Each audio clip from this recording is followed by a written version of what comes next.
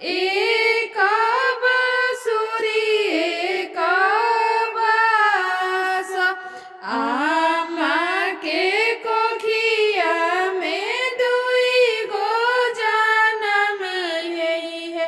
एक बहिना एक भाई एक बहिना एक भाई बेटी विदा करी रोवेली बेटी के आमा अब कैसे रहबो अकेला अब कैसे रहबो अकेला कुरुसी बैठल समझावेलन कवन पाप सुना दानी वचन हमारा सुना दानी वचन हमारा बेटी विदा करी पातो